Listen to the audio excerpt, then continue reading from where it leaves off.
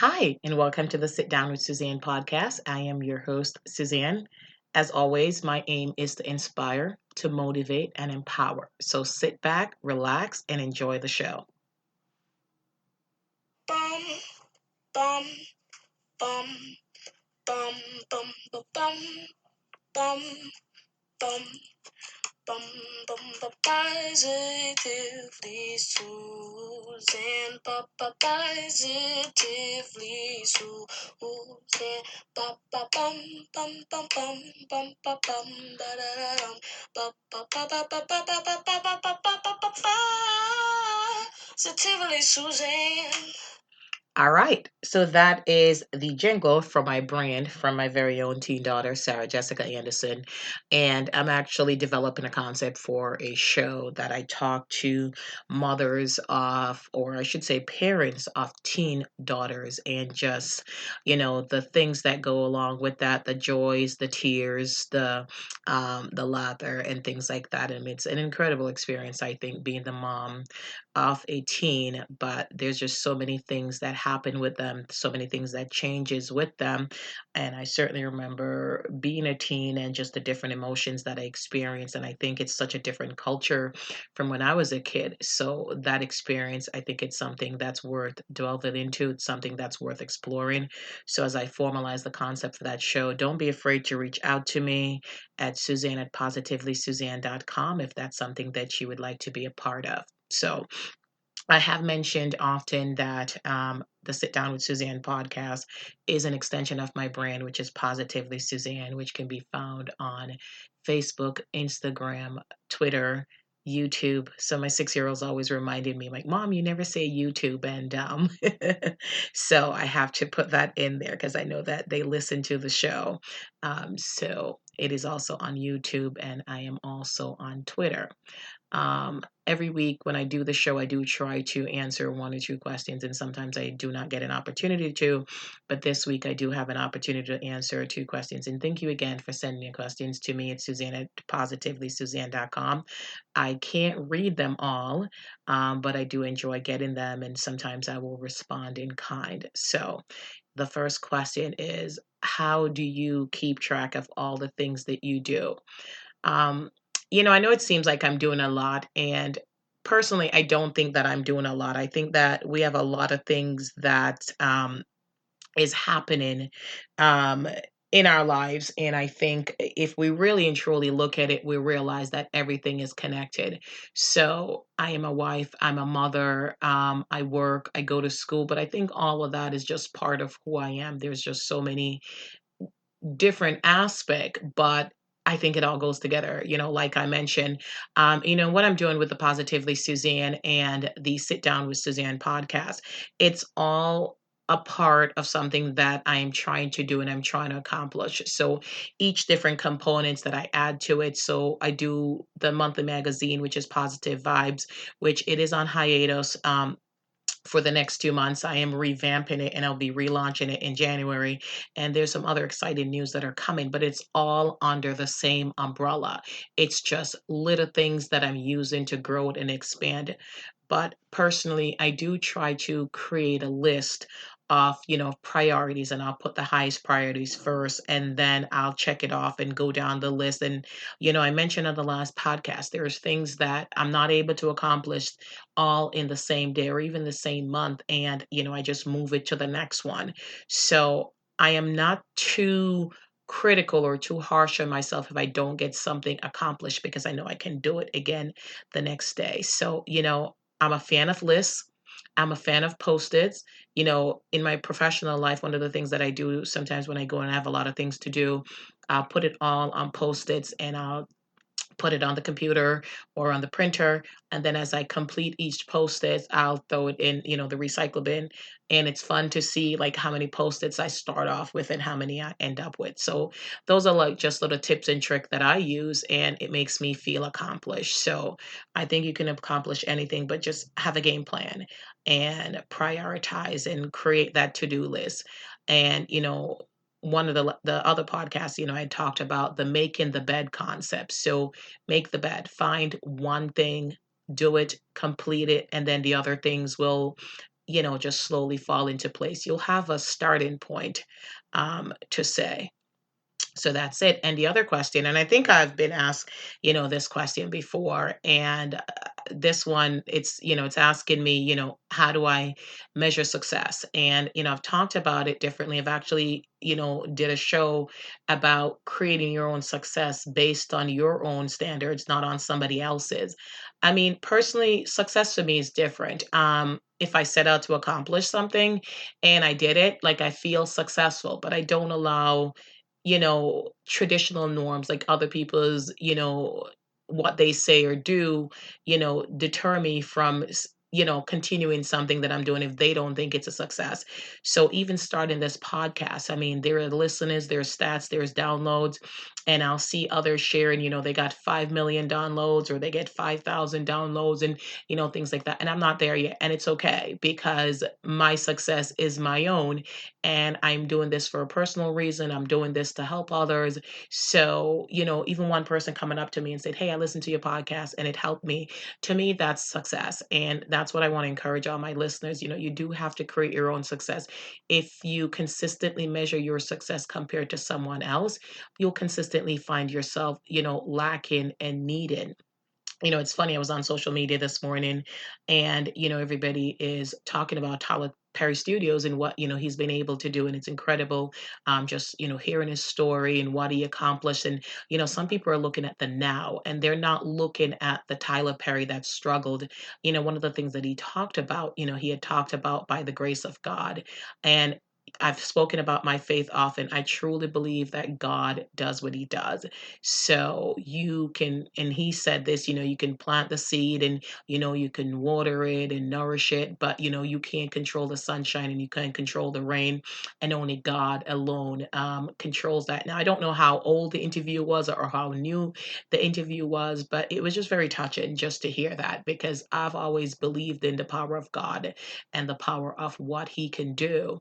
So, and, he had talked about actually in the interview how, you know, years ago when he started, how many shows he put on. He had saved his money and he's put the shows on and he was expecting 12, I think he said he saved $12,000 and he was expecting 12,000 people or 1,200 people, I should say, he was expecting and like only 30 people showed up and, it was 30 people that he knew. But look at where he is now. And I think he mentioned it was like in 1992. So he's not an overnight success. He's been working very hard for a very, very long time to get to where he is. And I think that's what people have to realize. A lot of times we start something and we expect immediate success, and it doesn't always happen. So that's why you have to create your own definition of success and decide, what success looks like to you. So if success is, let's use the podcast for example. If success was, starting the podcast, that's success. It's getting one listener, two listener, is having somebody come up to you and said that they listened to the show, is discussing a topic that touched you, is having a guest that touched you. So just continue to define your own success and don't worry about anybody else. So that is all I have time for today with the questions. So the next episode I'm actually very excited about, and I shared it last week. It didn't come to fruition as early as I thought, but I'm trusting in God, and I know that whenever one door closes, another door opens. And because I believe that something bigger and greater is coming. So, this week, I'm going to talk about how to remain positive in a negative culture. And I've said it before, positivity is my jam. I believe in being positive. It doesn't mean that I don't see or negative things doesn't happen to me. It's just that I made a decision not to allow that negative thing to define me, not allow that negative thing to stop me or to derail me. And a lot of the questions that I get, from those that I counsel or from those that I mentor, is how to remain positive. And I'm not going to lie to you, it is very tough sometimes to remain positive in a negative culture. If we look at society today, what's happening with the government, I see so many intelligent people, they get upset and they get worked up. And I'm not saying that they shouldn't, But then what do you do with that anger? How are you using that anger to impact change or to do something behind the scenes, because you don't always have to be in the limelight? So we are upset about the current government. Are we mobilizing in our community? Are we getting people to sign up to vote? Are we voting? And instead of just voicing our opinions on social media and making, snarky tweets and things about it, are we actually doing something that's going to impact, change? So if you're upset with the government, what can you do about it? How can you impact it? And then saying, one vote doesn't count. But I think more than anything, it's proven that one vote does count. So I've seen people on both sides, those who support and those who oppose, get very upset, and you get to the point that you can't even talk with them. You can't have a rational conversation. And I get it. Believe me, I am just as profoundly impacted by it. But instead of just voicing negativity, I'm trying to do something about it.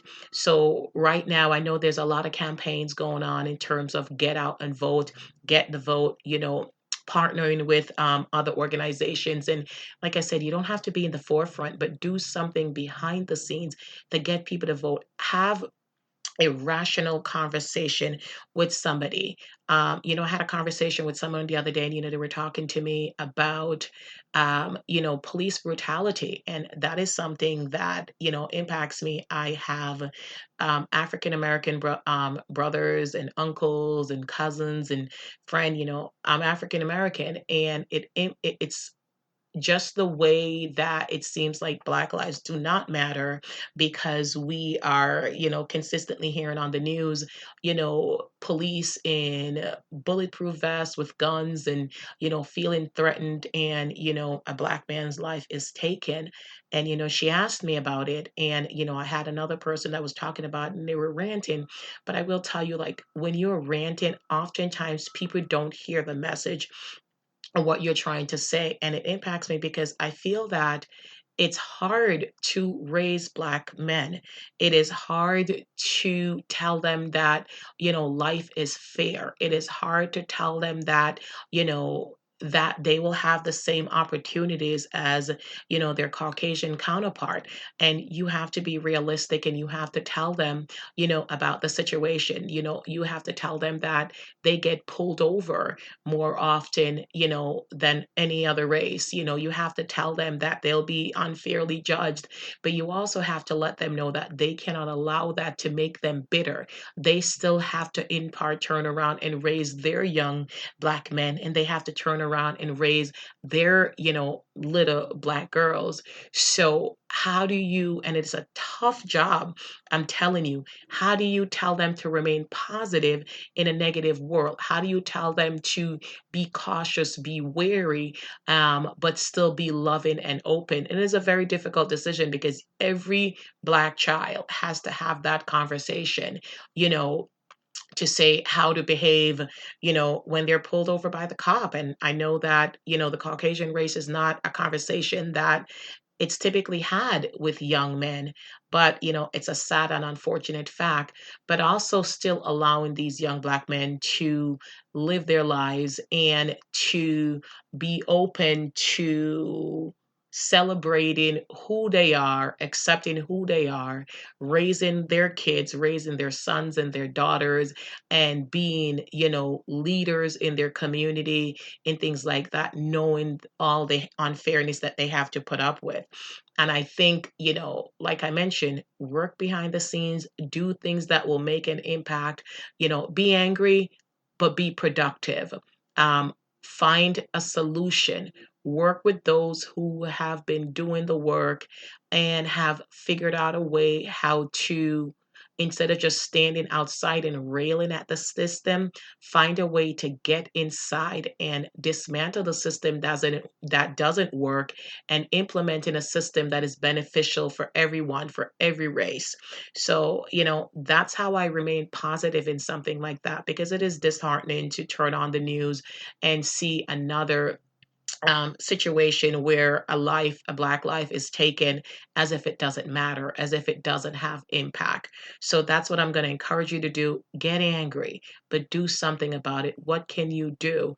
Encourage them to vote, encourage them to run for councils, city councils, encourage them to be police officers, encourage them to be firemen, encourage them to be in a position where they can truly impact change. And that's, like I said, is how I remain positive in situation like that. A lot of times we are in toxic cultures and we're in toxic environment, and we don't realize that sometimes that toxic environment starts to seep into you, and unfortunately you become toxic too. You're in a toxic workplace and everybody, it's gossiping and talking and fighting against each other and competing against each other. And if you don't fight to remain who you are in that situation, you'll end up being toxic too. And then before you know it, you're just like everybody else. But you can stand apart no matter how toxic everybody else is. And if it gets to the point that you can't remain, then, find another job, find something else. But you cannot fight something if you become that thing.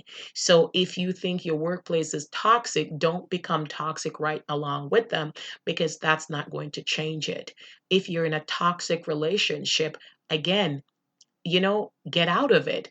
Because if there's no way to save the relationship, if there's no way to turn around that relationship, it's okay to walk away from it. And I'm not talking just, romantic relationships. There's many toxic relationship with friends and peers and mentors, and however you think about it, we're all human beings. We all have flaws and faults. So we have that ability to be toxic. So if you're in a relationship and it's toxic, you can walk away from it and still remain positive. I want to remain positive. So I have had to distance myself from people in my life that just consistently remain toxic and negative. And I mentioned in the last episode, they don't seem to want to go ahead. They just want to wallow in this misery, in self-pity and toxicness. And I can't be around that. So I wish them well. I pray for them, but I step away. And it's okay to walk away from toxic people. It's okay to walk away from toxic situation. It's okay to walk away from toxic environment, because ultimately it does nothing for you. And, like I mentioned, the topic is how to remain positive in a toxic environment. And a lot of people do struggle with that. Like, how do they get out of it? Like, people are going to think less of me if I cut somebody off. But you need to retain your sanity, and you need to have joy. And you're not going to have that just wallowing in a toxic environment. So, if I can encourage you to do anything this week, is just examine the relationship in your life. And I'm not saying just going around and chopping people off and, like, you're toxic, you're toxic, you're toxic, but go ahead and try to fix that relationship. And if you can't, if you've given it your all and you can't fix that relationship, it's okay to let go, and it's okay to move on. It's okay to deal with them from a distance. So love them, but love them from afar. And, that's truly what I believe. As a child of God, I love every single human being, but I also know what I will tolerate in my life. And I also know the type of people that I want in my space at every single time. So I'm not afraid to move on. I am not afraid to wish them well, pray for them. And it doesn't mean that I see them, I'm going to cross the street, but I just don't have the conversation with them. There's certain people in my life that I don't discuss politics with. They get so riled up, they get so upset, and it's on both sides. And I'm thinking to myself, okay, so you're angry. What are you doing about it? They get angry about so many things, and they ultimately just like to hear themselves talk, because what you're saying to them is not penetrating, and they are just ranting. And I'm going to be very honest. At that point, I've tuned them out and I am not listening, and they're honestly not listening to you either. So that is an unproductive conversation. So go ahead. do things that are positive, do things that, not necessarily light, but things that bring you joy. There's a lot of conversations to be had around things that are not necessarily positive. So one of the upcoming shows that I'm working on, it's people that have survived, abusive relationship. And, you would think that there's nothing positive about that, but really let's think about that. If somebody was in a abusive relationship, whether it's a verbal or a physical relationship, and they may have been through it for however many years, and they have gotten out of it and they're now thriving, and that is something positive, that is something to celebrate. And not focusing on, like, oh, I allowed this to happen. It happened. How do we let go of that shame, that pain, that guilt, and move on? And then how do we use our story to empower others? And that's what I'm saying. We can remain positive in a toxic environment, in a situation like that. Sexual abuse survivors, I've seen, I've spoken to incredible people who have survived it, and some of them are not ready to share their story with others, but they're silently behind the scenes doing the work. And, to help others escape that situation, to help others recognize the signs of being sexually abused. And some have used their story to empower others. So that's just truly what I'm trying to say. No matter what negative situations happen, no matter what toxic situation is happening, you can escape that. You can remain positive. And I think one of the best ways to remain positive, one of the best way to make an impact, is to make a difference in the life of others. So if you feel like your situation is dire, help somebody else. Help somebody else. And I think sometimes when you're helping somebody else, it will give you clarity into your own life, and you'll be able to, in turn, just take that lesson that you've learned helping others, and it empowers you. Um, it's amazing and incredible to see the light on somebody's face when they realize that they have survived, because they get so used to just trudging through and, just surviving. I'm surviving. And not realizing that not only are they surviving, they're thriving. So helping somebody recognize that, and, just living, I think it's one of the most empowering feeling on earth. And this is why I continue to do what I do. This is why I continue to life coach. This is why I continue to do the show, because I like to see that feeling, not feeling. I like to see that light on somebody's face when they have that moment, like Oprah says, that aha moment, right? You thought there was going to be a show where I didn't mention Oprah, right? That aha moment when they realize, like, wow, I survived that. And, they were thinking of themselves as a victim. And then they realize they're a victor. They realize that all that they went through was preparing them for the now. All that they went through was something for them to be able to use to empower others. So I just want to encourage you, whatever you went through, it was there not to break you, it was there to prepare you, it was there to empower you so that you can thrive, that you can help others, and that, you can be the best you can be. Just a quick story. And my husband says I don't do quick, but I remember I was going to the conference the other day, and there was a question asked, like, what kind of animal are you? And I said, I'm a unicorn because I'm a unique, and my power is I can get others to see the magic in themselves. And that's what I want you guys to start think about. I mean, a unicorn is a mythical creature, right? But I think we're all unique, and we all have a special talent. And one of my favorite things to do is helping others see the magic in themselves, helping others see how fantastic and how amazing they are. So I hope you can remain positive in a negative and toxic culture. That's it for me today. I wish you the best. Have a great, great time escaping the toxic culture that you're in. And until next time, this is Suzanne signing off, saying, I hope you were inspired, I hope you were motivated, and I hope you were empowered.